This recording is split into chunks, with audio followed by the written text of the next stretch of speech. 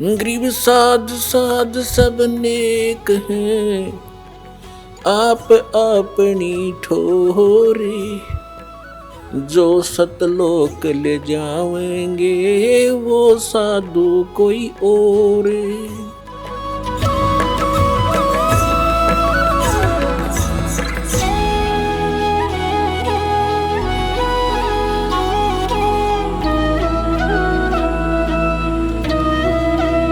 अब देखिएगा ये कबीर सागर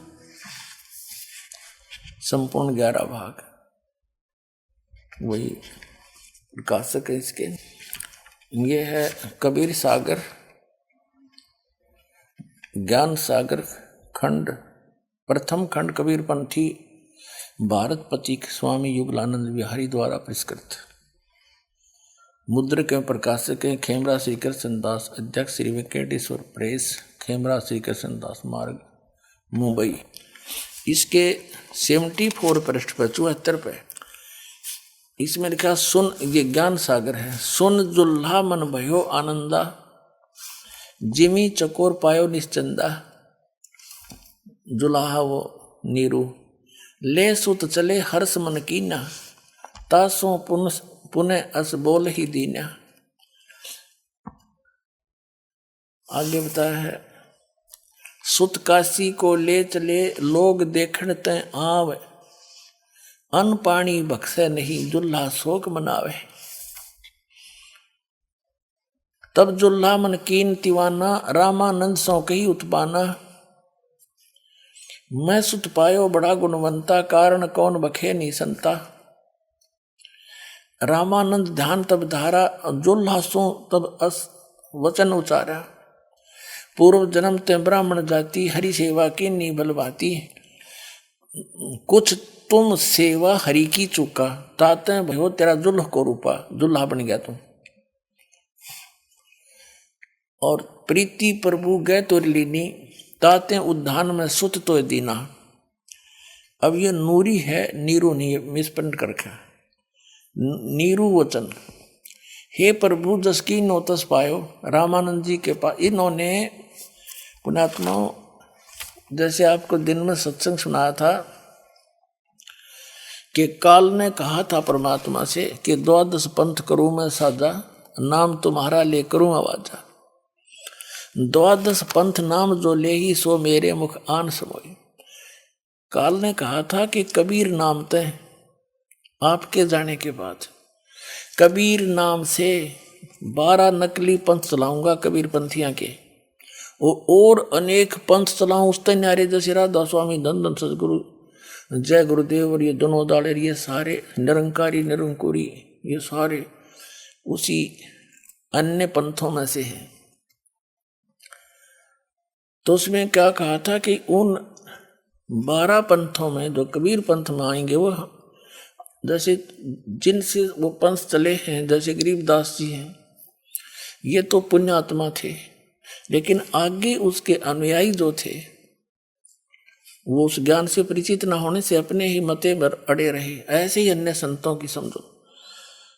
तो उन्होंने जो कबीर पंथी थे, गरीबदास जी से पहले जो 11 पंथी थे, 11 पंथों के मुखिया थे, वो समझ नहीं सके भगवान को, और उन्होंने परमात्मा की इस वाणी में कुछ उनके आने वाले अनुयायियों ने उसमें अपनी बुद्धि अनुसार कुछ परिवर्तन कर दिया। जैसे आप जी को दास ने कथा सुनाई अभी कि परमात्मा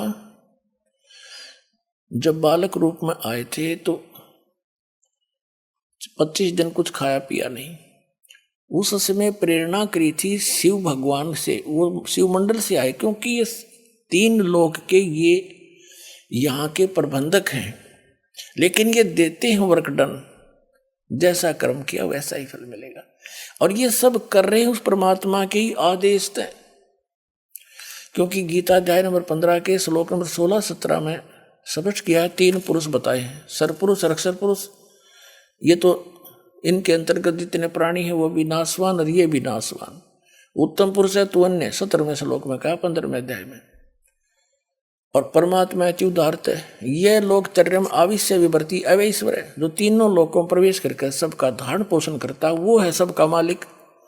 जैसे संसार रूपी उल्टे लटके हुए वृक्ष की जो मूल हैं वो सब का पूरे वृक्ष की धारण पोषण करता है, तो मूल रूप सारे संसार की जड़ पूर्ण परमात्मा कबीर जी हैं, वो परम अक्षर ब्रह्म। तो सबका जैसा यथा उनका आवश्यकता उनको देने वाला संस्कार वश वही है, लेकिन ये प्रबंधक हैं यहाँ के। आपको पवित्र बाइबल में भी प्रमाणित किया था कि यही 3 जो देवता हैं फरिश्ते, यही पूरे अपने आत्मा तो वही है परमात्मा की, ये सबको संभालते हैं। तो शिव आए थे शिवपुरी से, तो गरीबदास मात जी के माध्यम से कबीर परमात्मा ने कहा था कि मैं अपनी वाणी का पुनः प्रकाश कराऊंगा। तब तक काल कबीर पंथ में घुस के काल के दूत और अपनी बुद्धि अनुसार कबीर सागर में कुछ परिवर्तन भी कर देंगे, और तो भी उसकी पुनरावृत्ति, उसकी अक्षति पूर्ति गरीबदास जी द्वारा पुनः यथार्थ ज्ञान प्रकट करवा के परमात्मा ने कराई थी। और उनके बाद क्योंकि गरीबदास जी के द्वारा भी परमात्मा ने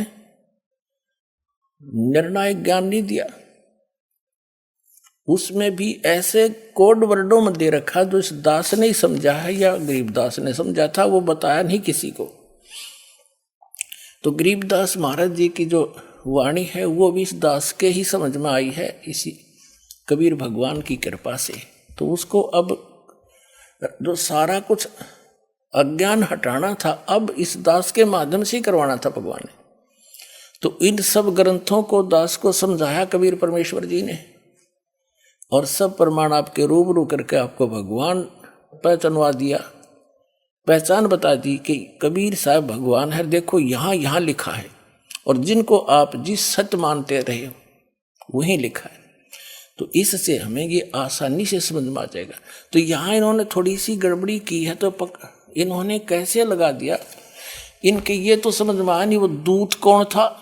जैसे परमात्मा ने भी बोला था कि आप तो भगवान के दूत हैं, तो इस कारण से नीरू नीमा ने वो सुन लिया था कि बच्चा बोल रहा था ये भगवान का दूत आया है। परमात्मा तो जानी जान थे कि शिव जी हैं, लेकिन वो बताना नहीं चाहते थे, ना वो अपना भेद देना चाहते थे। तो उन्होंने कबीर पंथियों ने ये सोचा कि कोई पूछेगा वो कौन था बाबा जी, संत दिखाओ तुम कैसी बात करते हो। उन्होंने रामानंद जी से जोड़ दिया कि स्वामी रामानंद जी के पास नीरू गया, जब उसके बच्चे ने जो जल पर मिला था कमल के फूल पर कुछ खाया पिया नहीं, तो रामानंद जी के पास गए। रामानंद जी एक बड़े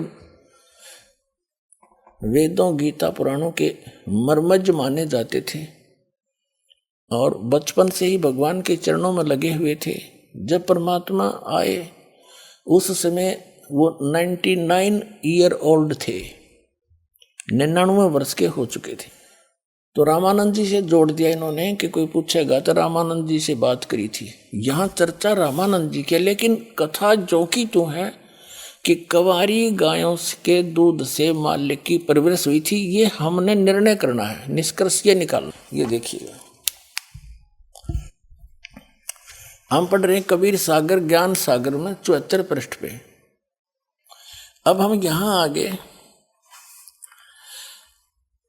कि रामानंद ध्यान तब धारा जुल्हा सो एक तब वचन उचारा। हाँ, तब जुल्हा मन कीन तिवाना, रामानंद सो कई उत्पाना, मैं सुत पायो बड़ा गुणवंता, कारण कौन बखे नहीं संता। कि मुझे एक बहुत गुणवंत बच्चा मिला है, सुंदर अच्छा, लेकिन वो खा पी नहीं रहा है, संत जी क्या कारण है। रामानंद ध्यान तब धारा, जुल्हा सो तब वचन उचारा, पूर्व जन्म ते ब्राह्मण जाति, हरि सेवा की नी भली भांति, कुछ तव सेवा हरि की चुका, ताते भयो जुल्हा का रूपा, प्रीति प्रभु गए तोर लीनी, ताते उद्यान में सुतो दीना। अब नीरू कहता है, ये नूरी नहीं है, मिसप्रिंट है। हे प्रभु जस की नो तस पायो, आरत यानी संकट निवारण के अर्थ हो, आतुर आरत हो तो दर्शन आयो, सो कहिए उपाय गोसाई, बालक अक्षुदा वंश, भूखा है कुछ खाई। रामानंद अस युक्ति विचारा, तुम सुत कोई ज्ञानी अवतारा। तेरा पुत्र जो है ये कोई ज्ञानी अवतार है, अच्छी आत्मा है। बछिया जाही बैल नहीं लागा, सोले ठाड करो ते ही आगा। रामानंद जी ने कहा कि एक बछिया लिया जिसको बैल ने टच ना किया हो, अर्थात कंवारी गायें, सोले ठाड करो ते ही आगा, उसके वहां लाकर खड़ी कर देना। दूध चले ते थनते, दूध ही धरो छिपाई। अक्षुदावंत जब होवे ताको ता कह देव खवाई। इसका अर्थ है कि बछिया ले आओ, फिर वह दूध देगी, उसको छुपा के रख लेना, भूखा हो जब खा लेगा। जुल्हा एक बछिया ले आवा, और चलो दूध कोई मर्म न पावा। चलो दूध जुल्हा हरसाना, राख छिपाई कहो नहीं जाना। सुन, ये तो आगे है। अब यहां कहते हैं दूध तब पीवत नाम कबीरा, और खिलत संग संत संग मत धीरा। अब कहने का भाव ये है, हमने सिर्फ इतना समझना चाहिए, हमने इतना ही पर्याप्त है कि परमात्मा जब आए, उनकी परवरिश की लीला कंवारी गायों से हुई। गरीबदास साहिब जी ने क्या कहा, अनब्यावर को दूहत है, दूध दिया तत्काल। कंवारी बछिया को दूहत है, आशीर्वाद दे दिया, और दूध दिया तत्काल। पीवे बालक ब्रह्म गति, तासिव भय दयाल। 7 बार चर्चा करी, बोले बालक बैन, शिव को कर मस्तक रखा। ला मोमिन एक धैनु, यानी कुंवारी गाय लिया। तो हमने ये निष्कर्ष देखना है, क्योंकि सबसे ज्यादा ऑथेंटिक हमारे ये 2 ग्रंथ हैं, 3। एक तो पवित्र वेद, पवित्र हिंदू धर्म के जो पुण्यात्माएं हैं उनके लिए वेद, पवित्र 4 वेद, पवित्र 18 पुराण, पवित्र श्रीमद् भगवत गीता, ये एक अमर ग्रंथ समझ लो हमारे। इनमें जो लिखा हो, भगवान की लीला लिखी है पवित्र वेदों में और पवित्र श्रीमद् भगवत गीता में, एक जैसा ज्ञान है, मिलता जुलता। पवित्र पुराण जो हैं वो अन्य ऋषि महर्षियों के अपने अनुभव हैं, वो यदि वेदों से नहीं मिलते हैं तो वो कच्चे ही कच्चे हैं, वो कंप्लीट नहीं है, उनके सतर का ज्ञान है। और वेद और गीता गॉड गिवन ज्ञान है, तो जो गॉड गिवन है वो सही है। और कबीर सागर में भी गॉड गिवन ज्ञान, और गरीबदास साहिब जी को समय लेकर के वापस छोड़ा, वो गॉड गिवन ज्ञान। तो इन तीनों से जब मेल खा जाएगा जो प्रकरण है वो फाइनल हो गया, तो उसमें कोई शंका नहीं रही।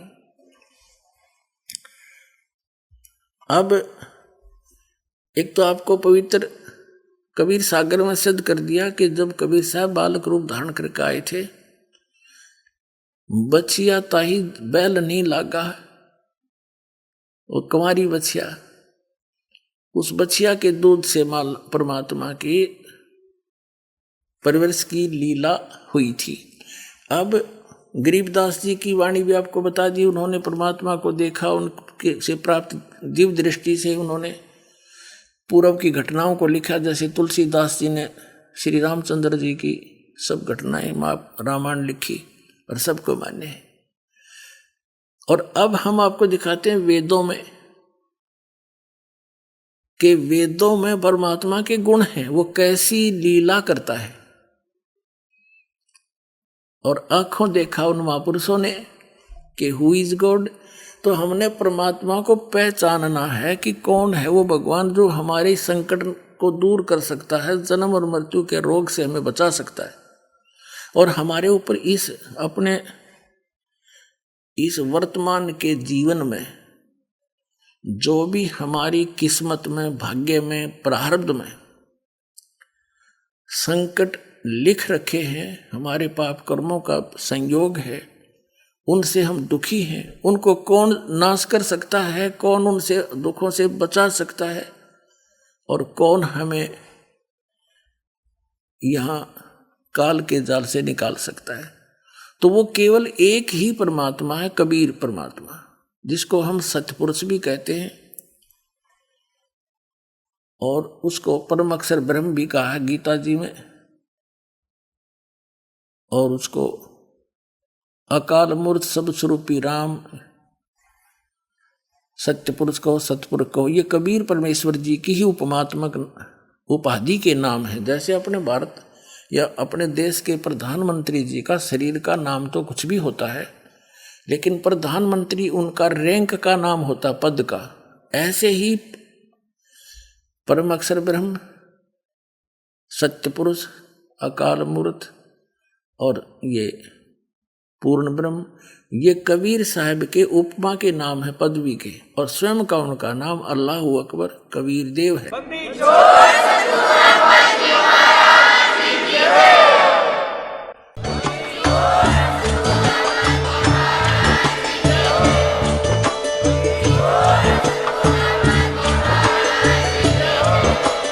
आप सुन रहे थे जगत गुरु तत्वदर्शी संत रामपाल जी महाराज जी के मंगल प्रवचन। अधिक जानकारी के लिए विजिट कीजिए हमारी वेबसाइट www.jagatgururampalji.org। संत रामपाल जी महाराज जी के शुभ आशीर्वाद से पूरे विश्व भर में 500 से भी ज्यादा नाम दीक्षा केंद्र हैं, जिन पर संत रामपाल जी महाराज जी द्वारा ऑनलाइन निशुल्क नाम दीक्षा दी जा रही है। अपने नजदीकी नाम दीक्षा केंद्र का पता करने के लिए संपर्क करें 8222880541।